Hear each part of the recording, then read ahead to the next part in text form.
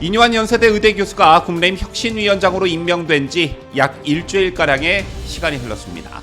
아마 많은 분들께서 이 위원장에 대한 기대감이 크셨을 거라 생각하는데 아직 섣불리 판단하기는 이르지만 이뇨한 위원장의 발언 리스크가 심상치 않아 보입니다.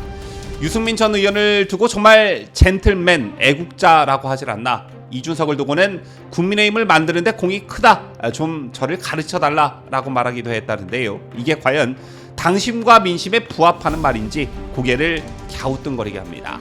이런 가운데 이준석이 오늘 한 방송에 나와 이재명과 관련한 이야기를 꺼내들었습니다. 그런데 이준석의 이재명에 대한 발언 속에 이준석 처리 문제와 관련한 답이 들어가 있다, 이런 생각이 문득 들었는데요. 그게 무엇인지 잠시 후 설명합니다.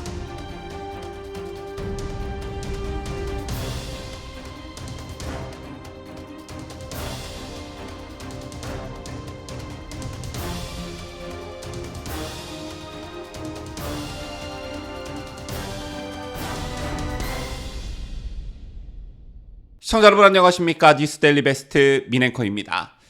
며칠 전 중앙일보가 이뇨한 국민의힘 혁신위원장과 관련해 이런 제목의 기사를 실었습니다. 논란되자 농담 못하나 다 오보다 리스크된 이뇨한의 입, 이런 제목의 기사였는데 기사의 핵심은 이뇨한 위원장이 말을 너무 함부로 하고 발언이 논란이 되면 오보라고 언론 탓을 한다던가 그냥 농담으로 한 말이라던가 이런 이해할 수 없는 해명, 행태를 보인다는 것입니다. 자, 이 기사를 접하신 분들도 계실 텐데 상당히 공감이 가는 기사라고 생각하시는 분들 많으셨을 겁니다.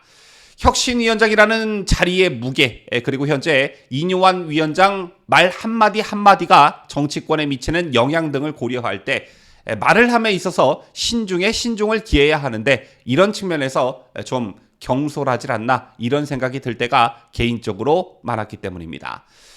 이런 가운데 오늘 이 위원장이 이런 말도 했더군요. 유승민을 만났다는 것을 공개적으로 말하면서 정말 젠틀맨이다, 애국자다, 이렇게 평가를 했고요. 이준석과 관련해서는 이 당을 만드는데 공이 큰 걸로 알고 있고 선거 때 잘 도와주셨다, 앞으로 좀 도와달라, 저를 좀 가르쳐달라는 뜻이라며 이준석을 치켜세우기도 했습니다. 민심 그리고 당심과 크게 동떨어진 말이라고 할 수 있는데 정말 이뇨한 위원장 본인의 진심이 그러한지 아니면 이게 어떤 전략적 차원 그리고 정무적 판단에 의한 발언인지 혁신위원장 임명 초기에 가졌던 이 위원장에 대한 기대심이 우려와 걱정으로 바뀌고 있는 분들 많으실 거라 생각합니다. 저 또한 이러다가 정말 크게 한번 사고치겠구나, 이런 걱정과 근심을 하고 있는데요. 자, 오늘 이 방송에서 제가 말씀드리고자 하는 것은 오랜 시간 국민의힘과 우리 우파 진영의 골칫거리로 자리매김하고 있는 이준석 처리와 관련한 해답을 말씀드리기 위함입니다. 이준석, 오늘 방송에 나와 이런 말을 했더군요. 더불어민주당 이재명과 관련한 말이었는데 이준석이 오늘 한 라디오 방송에 출연해 이재명 더불어민주당 대표는 당을 위해 맨 앞에 서서 총 들고 가겠다는 이미지가 있어야 한다면서 내년 총선에서 대구 출마를 선언할 수도 있다는 뜬금없는 예측을 해놨습니다. 2016년 제20대 총선에서 대구에서 새누리당 아성을 무너뜨린 김부겸 전 국무총리와 홍일학 전 무소속 의원을 언급하는 과정에서 나온 그런 발언이었는데요. 지금 이준석 본인이 이재명 걱정할 때인지는 모르겠으나 이 말이 자신에게 부메랑이 돼서 돌아갈 것이라는 생각은 못한 것 같습니다. 물론 예전부터 그래왔지만 요즘 들어 궁지에 몰려서 그런지 아무 말이나 막 내뱉는다, 이런 느낌을 지울 수가 없는데요.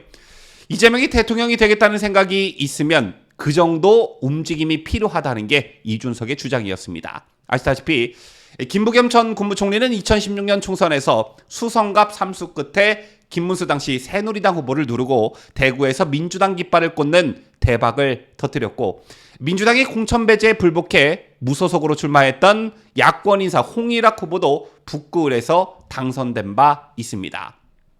그렇다면 여러 가지 위기에 봉착한 이재명이 이런 것들을 돌파하기 위해서 대구에 출마해야 한다고 주장한 이준석의 말을 그대로 이준석에게 돌려주자면 여러 가지 복합 리스크로 궁지에 몰린 이준석 본인 또한 전라도 광주에 출마해야 된다, 이런 논리로 귀결될 수 있다는 것입니다.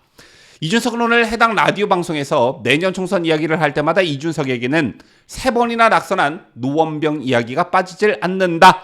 선거 전략을 그렇게나 잘 세우시는 분이 자기 선거는 왜 3번이나 떨어졌냐라는 진행자의 질문을 받고서 윤석열 대통령도 노원병에 나오면 떨어진다. 김기현도 노원병에 나오면 떨어질 것이다. 이렇게 답했는데요. 그러면서 이준석은 민주좌파 진영의 텃밭이나 마찬가지인 이곳에서 자신은 최다 득표율을 얻었다고 강조하기도 했습니다. 즉 자신의 역량이 부족해서가 아니라 이곳이 원래 험지 중에 험지라는 것을 강조하면서 그럼에도 불구하고 자신은 어떤 희생정신으로 3번이나 출마한 것이다 라는 것을 피력한 것으로 보여집니다. 그렇다면 그렇게 희생하기 좋아하고 험지에 연속해서 도전장을 내밀 만큼 도전정신이 강인하다면 광주에 출마하는 게 맞는 것이겠죠.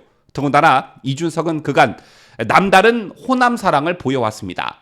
지난 지방선거에서도 이준석은 개표 결과 다음날 광주를 가장 먼저 찾아가 옛 전남도청 인근에서 광주 시민들에게 감사 인사 퍼포먼스를 보였고, 이준석이 당대표직에 있을 때도 역시 본인 스스로가 당대표 취임한 뒤에 강릉을 2번 갈 때 호남은 20번을 왔다며 공을 들인 곳이 바로 전라도였습니다. 따라서 호남에 남다른 관심과 애정을 가지고 있는 이준석이 난데없이 이재명의 대구 출마를 권유하려면 본인부터 광주 출마 선언을 해야 그 진정성이 있는 것 아니겠느냐, 이런 생각을 할 수밖에 없는 것입니다. 사실 이준석의 호남 출마론을 제기한 건 제가 처음은 아닙니다. 지난 2월 이준석이 KBS 라디오 주진호 라이브에 출연한 적이 있었는데, 그때 진행자가 호남으로 한번 갈 생각은 없냐 이렇게 떠보자 이준석은 호남을 왜 가냐, 노원병 가야지 라고 단칼에 자른 뒤 제가 호남을 가면 너무 인위적인 그런 모습이 된다, 노원병 외에 다른 곳은 쳐다볼 생각이 없다, 이렇게 말한 바 있습니다.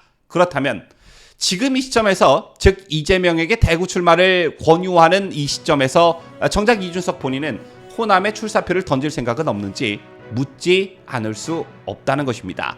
이준석의 대답이 궁금하군요. 지금까지 저는 자유대한민국을 수호하는 뉴스데일리 베스트 민앵커였습니다.